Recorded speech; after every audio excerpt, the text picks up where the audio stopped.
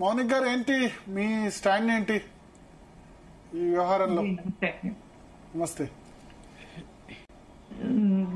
మనము నక్సలైట్స్ అనే ఉద్యమం వల్ల చూస్తే దానిలో సోషల్ కాజ్ కి యాంటీ నేషనల్స్ గా తయారవుతున్నారు.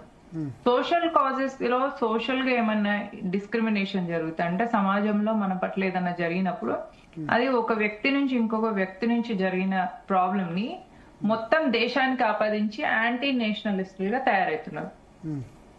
మనము బార్డర్ లో చనిపోయిన సైనికుల కంటే కూడా కూంబింగ్ లో నక్సలైట్లతో చనిపోతున్న సైనికులు ఎక్కువ ఉన్నారు. దీనికి కారణం ఏంటిది అంటే వీళ్ళకున్న మానసిక పరిపక్వత లేకపోవడం నక్సలైట్లకు. రెండో విషయం, వీళ్ళు ఎక్కడెక్కడైతే స్ట్రాంగ్ గా ఉన్నారో నక్సలైట్స్ ఆ ఏరియాలో కరెంట్ ఉండదు ఊర్లలో. ఆ ఊర్లలో జాతీయ జెండా ఎగరేస్తే అది పెద్ద క్రైమ్ అయిపోతుంది. అంటే వీళ్ళు ఏం చేస్తున్నారు, వీళ్ళు దేశ ద్రోహులుగా ఉండడం కాకుండా ప్రజల్ని కూడా దేశానికి వ్యతిరేకులుగా తయారు చేస్తున్నారు. ఇంకా విషయం ఏంటంటే అర్బన్ నక్సల్స్ అని ఇంకొక కాన్సెప్ట్ ఉంటది. ఈ నక్సలైట్లు ఎవరైనా అయితే కొందరు జనజీవన స్రవంతిలోకి వస్తారు. ఎప్పుడు వాళ్ళ దగ్గర రిక్రూట్మెంట్లు తగ్గినప్పుడు జనజీవన స్రవంతిలోకి వచ్చేసి మోస్ట్లీ కాలేజ్లను అటాక్ చేసి యూత్ ని వాళ్ళ బ్రెయిన్స్ ని కరప్ట్ చేస్తారు. ఒక లెక్చరర్ గా వాళ్ళ మీద ఇన్ఫ్లుయెన్స్ చేసి వాళ్ళని దేశానికి పౌరులుగా ఉపయోగపడేలాగా తయారు చేయాల్సింది పోయి పిల్లల్ని దేశద్రోహులుగా తయారు చేస్తూ నక్సలిజం లోకి రిక్రూట్ చేస్తారు. ఆ అమాయక పిల్లలు రిక్రూట్ అయిన తర్వాత ఆ ఆవేశంలో ఆ వయసులో అయిన తర్వాత వాళ్ళ లైఫ్ స్పాయిల్ అయిపోతుంది. ఈ అర్బన్ నక్సలైట్ల కంటే కూడా డేంజర్. ఈ నక్సలైట్స్ కి ఎప్పుడైనా సపోర్ట్ చేసే అర్బన్ నక్సల్స్ ఉంటారు, మనం మామూలుగా సమాజంలో చూసిన వాళ్ళను, వాళ్ళ మీద దేశద్రోహం కింద సెడిషన్ కేసులు వేయాలి. ఎందుకంటే అర్బన్ నక్సల్స్ కాల్చిపారేయాలి.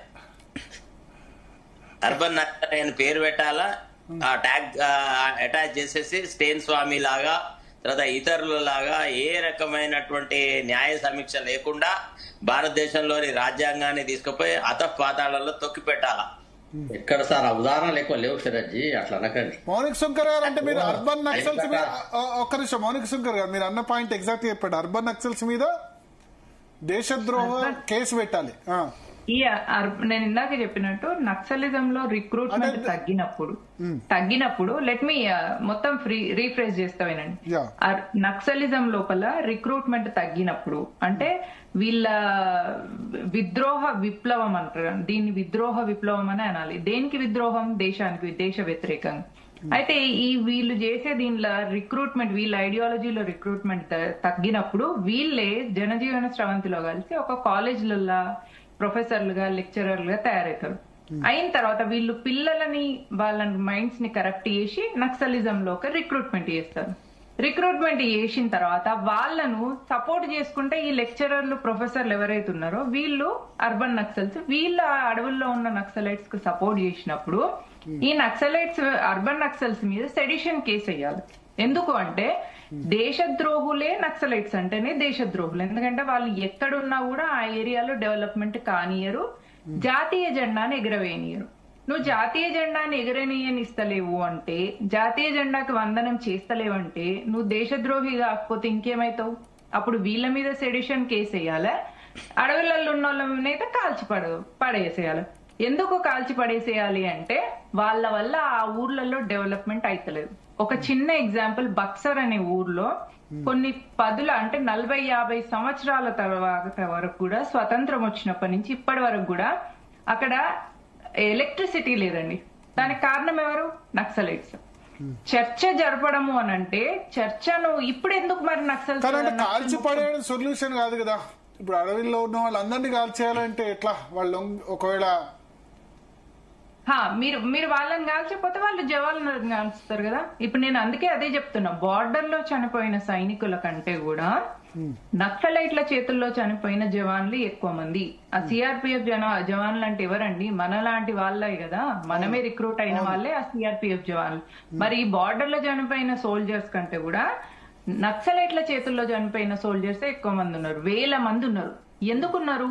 ఎందుకంటే ఈ నక్సలైట్స్ అనే ఈ దేశద్రోహుల వాళ్ళను ఎదుర్కోవడం కోసం ఈ జవాన్లు వాళ్ళ ప్రాణత్యాగాలు చేస్తున్నారు.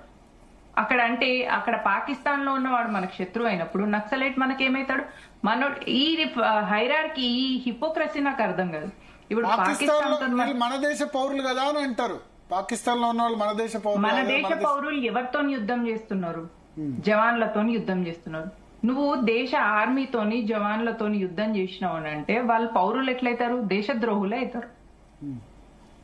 శరత్ గారు నమస్కారం. ఇక ఈ చర్చలో I think I'm incapable of participating. నా మేధా సంపత్తి సరిపోదు సార్. థ్యాంక్ యూ మేడం గారు. శంకర్ మౌనిక్ గారు కూడా అడ్వకేటే. అదే అందుకే మేడం గారి అభిప్రాయాలను గౌరవిస్తూ నేను నిష్క్రమిస్తున్నా సార్. Thank you.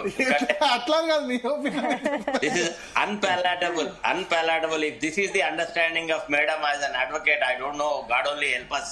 ఇప్పుడు మరి జాతీయ జెండా ఎగరవేయడానికి వ్యతిరేకంగా కాబట్టి వాళ్ళు దేశ ద్రోహులే కదా అని అంటున్నారు. న్యాయవాద వృత్తి అని చెప్పి భారత రాజ్యాంగం మీద మనం ఒట్లు వేసుకొని భారత రాజ్యాంగ స్ఫూర్తిని కాపాడతానని చెప్పి అడవుల్లో ఉన్న వాళ్ళందరినీ చంపాలా అని అంటే, నేను అడవుల్లో ఉన్నా సార్, మీరు నన్ను